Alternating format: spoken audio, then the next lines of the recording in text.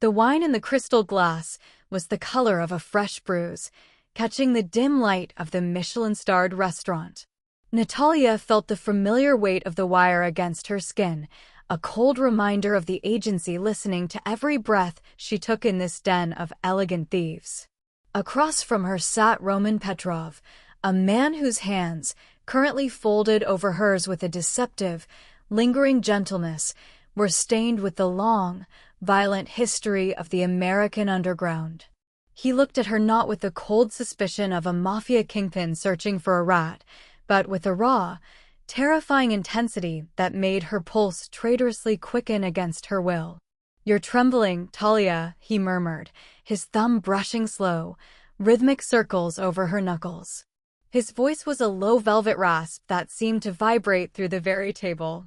Natalia wasn't sure if the tremor was born of the paralyzing fear of the man himself, or a deeper, more dangerous fear of the way she desperately wanted to stay in his grip. Every instinct she possessed as a federal operative screamed at her to pull away, to remember the partner she had lost to men exactly like him. Yet, as his eyes, dark as the wine they shared, locked onto hers, the restaurant around them seemed to dissolve into a blurred backdrop of clinking silverware and hushed conversations. She could feel the earpiece humming with static, a mechanical tether to a world of law and order that felt increasingly distant.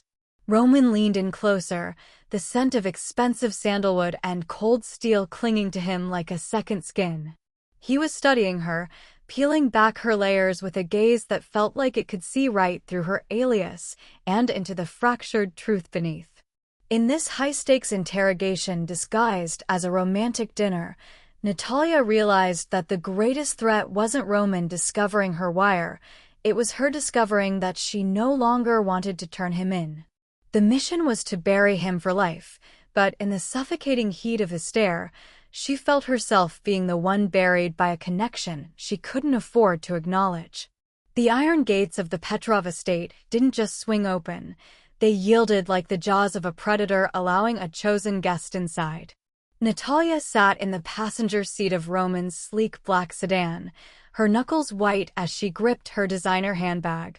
To the world, and to the guards currently scanning the vehicle with military-grade sensors, she was Talia Sokolov, a high-level financial consultant brought in to restructure the family's international holdings.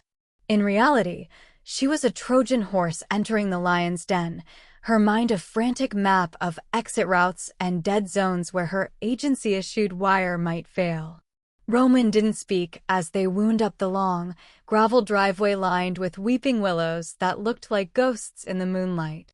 He drove with a relaxed, singular focus, one tattooed hand draped casually over the steering wheel. The expensive watch on his wrist caught the dash light, a ticking reminder that her time was limited. When the car finally eased to a halt in front of the looming Gothic mansion, the silence between them felt heavy, charged with the lingering tension of their dinner just hours before. "The West Wing is yours," Roman said, his voice a low vibration that seemed to bypass her ears and settle straight in her chest. He didn't look at her, yet she felt his awareness of her every move. "My sister, Katia, stays in the East Wing. You'll find that I value privacy above all else, Talia. Do not wander where you haven't been invited." It was a warning wrapped in silk, the classic Petrov blend of hospitality and underlying threat. A silent, stone-faced man appeared to take her luggage, his eyes scanning her with the practiced suspicion of a professional predator. As Natalia stepped into the foyer, the sheer scale of Roman's power became visceral. The floors were cold marble, and the walls were adorned with art that belonged in a museum, or perhaps had been liberated from one. This was not just a home, it was a fortress of dark luxury and lethal secrets. As she followed the servant up the grand staircase, she felt Roman's gaze on her back, as sharp as a blade. She reached her suite, a sprawling expanse of velvet and gold, and waited until the door clicked shut. Her breath hitched as she moved to the window, looking out over the sprawling grounds she was now tasked with dismantling. She was deep inside the Sokolov Bratva, closer to Roman Petrov than any agent had ever been. The mission was officially underway, but as she felt the ghostly phantom of his thumb brushing her knuckles from earlier, Natalia realized the hardest part wouldn't be gathering the evidence. It would be surviving the man who owned the den she had just stepped into. The gallery opening was a sea of shimmering silk and quiet, predatory grace, the air thick with the scent of expensive perfume and the sharp metallic tang of hidden weapons. Natalia moved through the crowd at Roman Petrov's side, her gown a sleek armor of midnight blue that hid the compact pistol strapped to her thigh. This was supposed to be a night of networking for her consultancy, a chance to observe the inner workings of Roman's empire in a public setting. Roman looked every bit the dark sovereign in a custom-tailored suit that barely concealed the raw power of his frame. His hand rested lightly on the small of her back, a gesture that felt less like protection and more like a claim. "Stay close, Talia," Roman murmured, his voice cutting through the ambient drone of classical music and hushed laughter. His eyes never stopped moving, scanning the balconies and every server that passed. Natalia felt the hum of her earpiece, the agency's voice a distant, static-filled ghost reminding her of her true purpose even as her heart beat a frantic rhythm against her ribs. The transition from elegance to chaos was instantaneous. The sound of shattering glass from the skylight above acted as the starting pistol for a nightmare.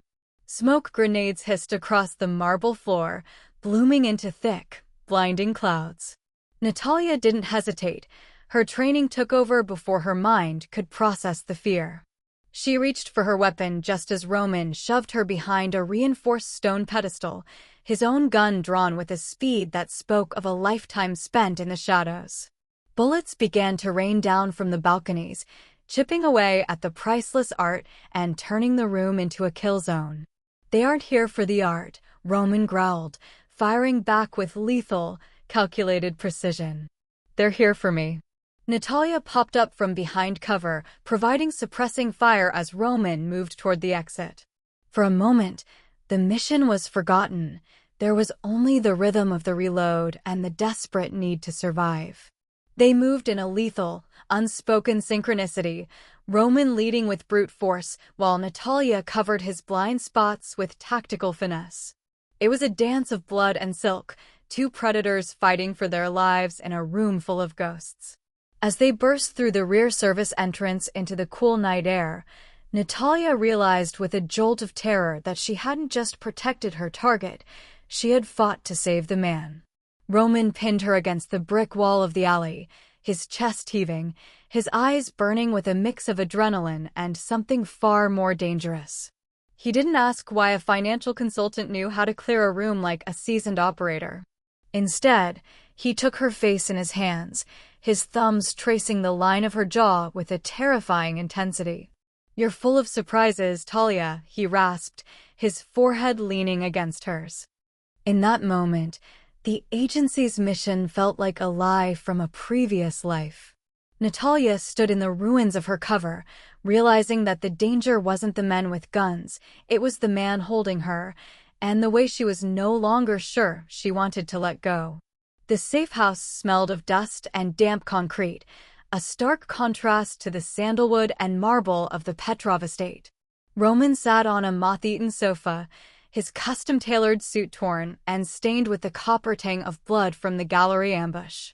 Natalia watched him from across the dim room, her midnight blue gown shredded at the hem, her mind reeling from the lethal synchronicity they had just shared.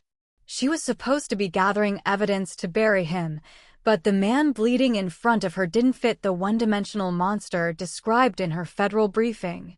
"Why did you stay?" Roman's voice was a low rasp, cutting through the silence of their hiding place. He was cleaning a shallow graze on his forearm with a ferocity that bordered on self-punishment. Natalia hesitated, the weight of her hidden wire feeling like a brand against her skin. "I told you, Roman. I'm a consultant. I protect my investments." Roman let out a dry, mirthless laugh that didn't reach his eyes. He stood up, crossing the small space until he loomed over her, his presence absorbing the meager light. He reached into a hidden compartment of his battered briefcase and pulled out a stack of weathered, handwritten letters and a grainy photograph of a young woman who bore a striking resemblance to his sister, Katia. "My father didn't build this empire for greed, Talia," he said, his thumb tracing the edge of the photo with a tenderness she hadn't expected. "He built it because the men who truly run the American underground, men the FBI is too afraid to name, wanted to use our people as disposable tools. I took the crown to keep the wolves from my sister's throat." Natalia looked at the photo, then back at the man who wore power like a second skin. She saw the crack in the armor, a deep, abiding motive of protection that mirrored her own desire for justice. He wasn't just a kingpin, he was a shield against a worse evil that the agency had never mentioned. As Roman's gaze locked onto hers, raw and terrifyingly vulnerable, Natalia realized with a jolt of panic that her mission was failing. She wasn't just losing her professional distance, she was beginning to see the man behind the lethal secrets, and for the first time, she feared the justice she had sworn to uphold more than the man she was sent to destroy. The vibration of the burner phone tucked into Natalia's bedside drawer was a jagged intrusion into the heavy silence of the Petrov estate. She retreated to the expansive marble bathroom, turning on the gold-plated faucets to let the rush of water mask her voice. Every instinct she possessed as an operative was currently at war with the image of Roman cleaning his wounds in that dusty safe house. "Agent Reed, report," the voice of her handler, Director Miller, crackled through the secure line, cold and impatient. "We saw the gallery footage. You're in deep. We need those encryption keys for the Bratva's offshore accounts by the end of the week." Natalia gripped the edge of the sink, her reflection looking like a stranger in the dim light. "The situation is evolving, Director. Petrov isn't just running a criminal enterprise, he's acting as a buffer against some of the more violent factions. If we take him out now, the power vacuum will be catastrophic for the civilian population he's currently shielding." There was a long, chilling pause on the other end. "I don't think you heard me, Natalia. We didn't send you in there to perform a sociological study on the Russian underground. We sent you to get the evidence we need to secure a life sentence. But the evidence I'm finding suggests the agency's initial briefing was incomplete," she pressed, her voice a desperate whisper. "There are layers here we didn't account for: innocent people, like his sister Katia, who will be caught in the crossfire if we move too aggressively. Collateral damage is a reality of the job," Agent Miller snapped, the mask of professional justice slipping to reveal a ruthless bureaucratic ambition. "The Bureau needs a win, and Roman Petrov is the biggest trophy on the board. You have 3 days to secure those keys, or we're pulling you out and sending in a tactical team to level the place. The truth doesn't matter to the history books, Natalia. Only the arrest does." The line went dead, leaving her with the hollow roar of the water and the crushing realization that the agency she had sworn her life to was just as cold and calculating as the world she was sent to destroy. She realized Miller didn't care about the lives Roman was protecting or the worse evil he was holding back. They only cared about the optics of a kingpin in handcuffs. She stepped back into her bedroom, her eyes falling on the heavy oak door that led to Roman's wing. The man she was supposed to betray was currently the only person in her world acting with a clear, albeit dark, sense of honor. She felt the mechanical tether of her earpiece, the Bureau's leash, tightening around her throat. For the first time in her career, the badge in her mind felt heavier than the weapon on her thigh. She wasn't just an agent anymore. She was a woman caught between two monsters, and she was starting to realize that the one she was supposed to fear was the only one worth saving. Would you like me to continue with Chapter 5, where a night of forced proximity leads to Roman and Natalia's first moment of genuine vulnerability? The storm that had been brewing over the Petrov estate finally broke, lashing against the floor-to-ceiling windows of Roman's private study with a violence that mirrored Natalia's internal state. A lightning strike flickered across the room, momentarily illuminating the sharp, marble-like planes of Roman's face as he stared out into the dark. He had been unusually quiet since the gallery attack, a predatory stillness that made Natalia's wire feel like a lead weight against her ribs. When the power suddenly died, plunging the mansion into a thick, suffocating velvet blackness, the silence that followed was even more jarring than the thunder. "Don't move," Roman's voice came out of the dark, low and steady. Natalia heard the soft click of a manual safety being disengaged. She froze, her breath hitching as she felt him move through the room with a ghost-like grace. A moment later, a match flared, the small flame casting long, dancing shadows across his tattooed hands as he lit a row of beeswax candles on the heavy oak desk. The flickering light softened the harsh lines of his jaw, making him look less like a kingpin and more like a man weary of his own crown. "The backup generators will take a few minutes to kick in," he murmured, his dark eyes finally finding hers. He didn't return to the window. Instead, he sat on the edge of the desk, close enough that Natalia could smell the sandalwood and the faint, lingering scent of gunpowder on his skin. "Sit, Talia. You've been pacing like a caged animal for an hour." Natalia sank into the leather chair, her fingers trembling as she smoothed the fabric of her silk trousers. The forced proximity of the small, candlelit circle felt more intimate and more dangerous than the restaurant or the gallery. "I'm just not used to being a target, Roman," she lied, her voice barely a whisper. Roman reached out, his thumb catching her chin and tilting her face toward the light. His touch was devoid of the usual calculated dominance. It was heavy with a raw, unfiltered vulnerability she hadn't been prepared for. "I never wanted you to be," he admitted, his voice dropping to a velvet rasp. "I brought you here because I thought I could keep you in the light. But the shadows follow me, Talia. They always have." He pulled a small, silver locket from his pocket, the one he had looked at in the safe house. He opened it, revealing not just the photo of his sister, but a lock of blonde hair and a tattered scrap of paper with a child's drawing. "This was my daughter's," he said, the words sounding like they were being dragged over broken glass. "She died in the same fire that took my wife. The FBI called it gang warfare. I called it an execution of the innocent." Natalia felt a sharp, sympathetic pang in her chest that had nothing to do with her mission. She saw the grief he was forcing down, the weight of a crown he bore only to prevent the same fate from befalling Katia. In the flickering candlelight, the Mafia boss was gone, replaced by a father who had lost everything to the very system Natalia represented. She reached out, her hand covering his on the desk, forgetting the wire, the director's threats, and the 3-day deadline. Roman didn't pull away. Instead, he turned his hand over, interlacing his fingers with hers. "I look at you," he whispered, his gaze searching hers with an intensity that made her pulse traitorously quicken, "and for the first time in 10 years, I don't see a ghost. I see a reason to stop fighting." The vulnerability in his eyes was a siren song, pulling her deeper into a connection she couldn't afford. Natalia realized with a terrifying clarity that she wasn't just an agent in a den of thieves anymore.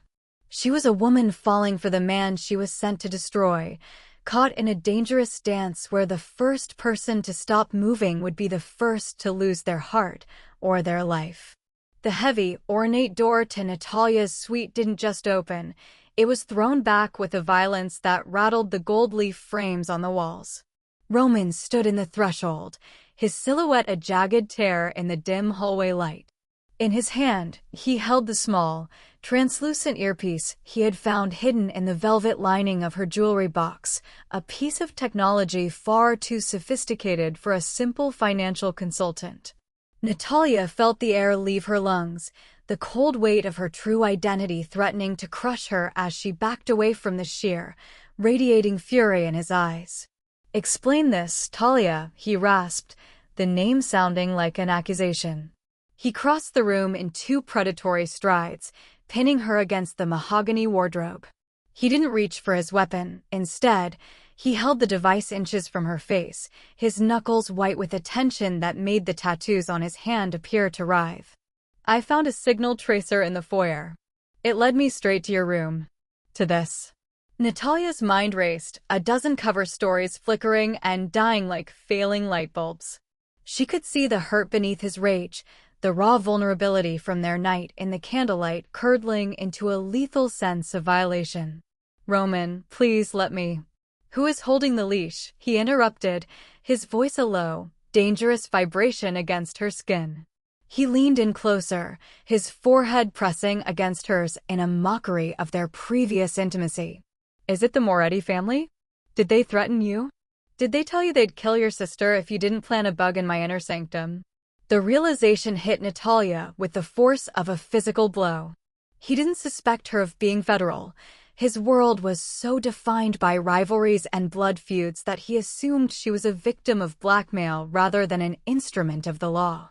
He thought she was being forced to betray him by a rival Mafia family. They have no idea who they're dealing with, Roman growled, his grip on her shoulders softening just enough to be a caress instead of a restraint. His eyes were no longer searching for a traitor, they were searching for the fear he expected to see in a victim. If the Morettis touched a single hair on your head to make you do this, I will burn their entire legacy to the ground before the sun rises. Tell me the truth, Talia. Are you protecting someone? Natalia looked into the eyes of the man she was sent to destroy and saw a protector ready to go to war for a lie. The earpiece in his hand was a direct link to Director Miller, to the very people who were currently preparing to level this house. But Roman was ready to bleed for her because he believed she was a pawn in a game she was actually leading. The guilt was a jagged blade in her throat.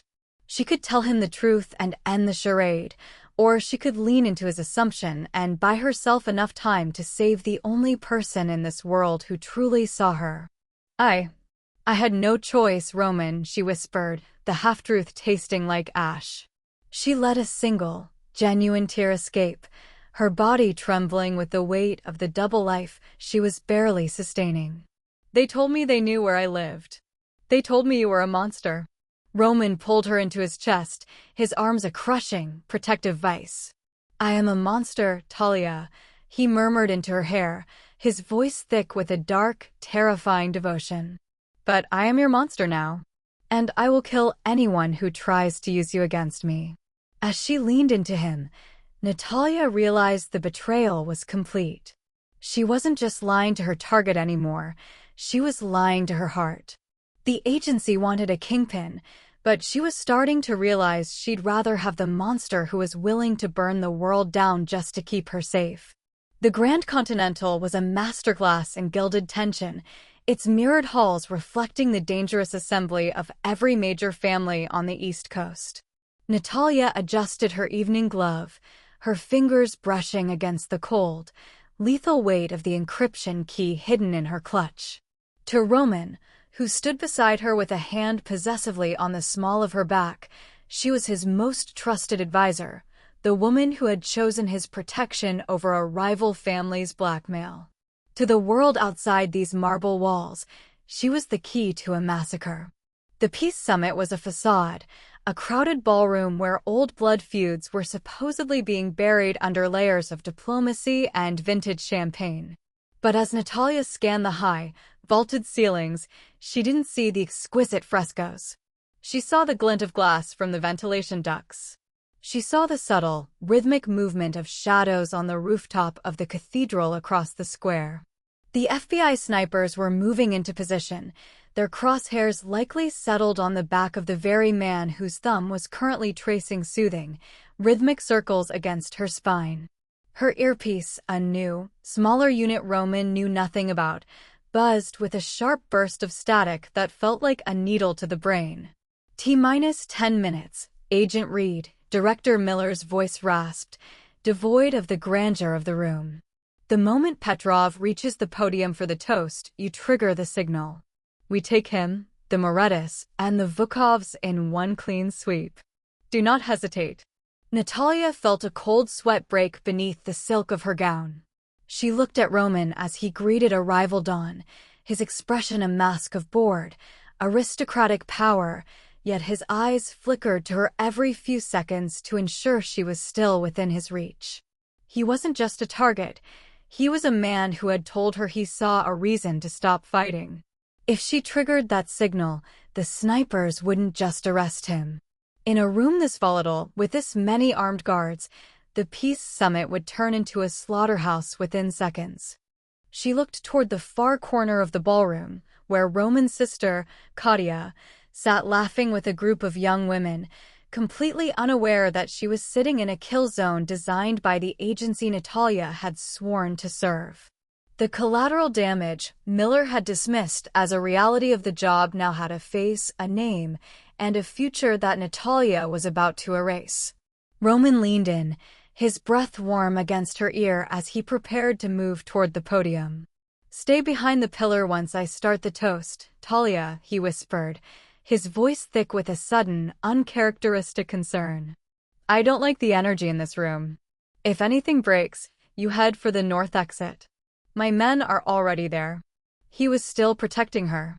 Even now, at the pinnacle of his power, his first instinct was her safety. Natalia watched him walk away, his silhouette perfectly framed by the massive crystal chandelier, a literal bullseye for the men waiting in the dark. She reached into her clutch, her thumb hovering over the trigger that would end Roman Petrov's life and validate her entire career. The weight of the world felt anchored to that single button, and as the room fell silent for the toast, Natalia realized she wasn't just watching a trap being set for a mafia boss. She was watching the execution of her own soul. The heavy crystal chandeliers above began to hum, a low, mechanical thrum that Talia knew was the sound of the FBI's localized jammer preparing to isolate the ballroom. Her hand drifted to the small of her back, not to check her weapon, but to the hidden transmitter she had spent weeks perfecting. The digital leash Miller held was about to be severed. "Natalia, the signal is drifting," Miller's voice crackled, growing frantic in her ear. "Fix it. He's reaching for the glass. Trigger the locator now." Talia didn't look toward the balconies where she knew the tactical teams were waiting for the infrared pulse from her device. Instead, she locked eyes with Roman as he lifted his champagne flute. He offered her a small, private smile, a look of absolute trust from a man who had never been taught how to give it. With a sharp, practiced motion, she crushed the transmitter against the marble pillar, not activating the locator, but short-circuiting the entire agency frequency. A burst of white noise screamed through the comms, likely deafening Miller and his snipers. In the sudden, blessed silence of her earpiece, Talia realized she had just burned a 10-year career in 10 seconds. She moved across the floor, her silk gown a blur of midnight blue. She didn't whisper. She grabbed Roman's arm with enough force to spill the vintage wine across his hand. "Roman, drop the glass and get down," she hissed, her voice stripped of its Talia persona, raw with the authority of the agent she was supposed to be. He didn't hesitate to ask why. The raw intensity he had shown her at dinner was back, but now it was directed outward as he scanned the room. "Katia," he roared, lunging toward his sister just as the first suppressed round shattered a mere inches from where his head had been. The ballroom erupted into a symphony of screams and crashing furniture. Roman pinned Natalia to the floor beneath a heavy mahogany table, shielding her body with his own as his guards returned fire. He looked down at her, his eyes dark with the realization that the blackmail she had claimed was a lie far more dangerous than he'd imagined. "Who are you?" he rasped, the scent of gunpowder and sandalwood thick between them. "The person who just saved your life," she replied, her heart hammering against his chest. "And the only person who knows how to get us out of here alive." The agency was no longer her ally, and the Bratva was no longer her target. In the chaos of the dying summit, Talia Reid was officially a ghost, and the only hand she wanted to hold was the one currently stained with the blood of the life she had just chosen. The cold night air whipped through the wreckage of Talia's former life as the black SUV tore away from the smoking ruins of the Grand Continental. Beside her, Roman drove with a focused, lethal intensity, his knuckles white against the steering wheel. Behind them, The sounds of sirens and the fading echoes of gunfire marked the end of the world they had both known. They were no longer an agent and her target. They were two ghosts fleeing into the shadows of a country that now considered them both dead. Katia sat in the back seat, her wide eyes reflecting the passing streetlights, safe only because Natalia had chosen to sever her tether to the agency. Every bridge Talia had spent a decade building was now cinders. There would be no debriefing, no commendations, and no return to the life of a federal operative.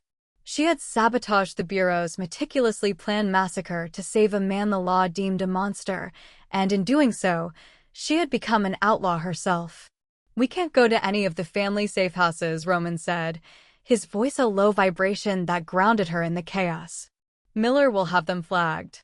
My own men might even turn if the agency offers them immunity." He glanced at her, his dark eyes searching hers with a raw, newfound vulnerability that no longer felt like a threat. "You knew the price of what you did tonight, didn't you?" "I knew," Natalia replied, her voice steady despite the adrenaline still coursing through her veins. "The agency I served wasn't interested in justice, Roman. They were just looking for a more efficient way to kill. I chose the truth over the badge." They abandoned the SUV at a prearranged dead zone near the docks, switching to a nondescript sedan that had been stashed for a day Roman hoped would never come. As they crossed the state line under the cover of a freezing winter fog, the mechanical hum of the world seemed to fall away. They were off the grid, beyond the reach of the satellites and the wiretaps. In a small, quiet town where the only law was the distance between neighbors, they stopped at a secluded cabin. The transition was jarring. The dark luxury of the Petrov estate was gone, replaced by the scent of pine and the sound of a wood-burning stove. As Katia finally drifted into a restless sleep in the small guest room, Natalia and Roman stood on the porch, looking out at the vast, uncaring wilderness. Roman turned to her, the flickering light from the cabin window catching the tattoos on his hands that had protected her when the world turned to glass. He took her face in his palms, his touch finally devoid of the deceptive gentleness of the mission and filled with a genuine, desperate heat. "You're a ghost now, Natalia. No name, no past. Just a life on the run." "I've spent my whole life wearing masks, Roman," she whispered, leaning into his touch. "For the first time, I don't have to be anyone but myself. We're both starting from zero." He didn't promise her a kingdom or a crown. He only promised her the one thing the agency never could, a truth worth fighting for. In the silence of the woods, as they prepared to vanish into a world that no longer recognized them, the two outlaws stood together. The hunt for Roman Petrov would never truly end, and the search for Natalia Reed would become a cold case in a dusty file. But as they stepped back into the warmth of the cabin, they knew they were finally free.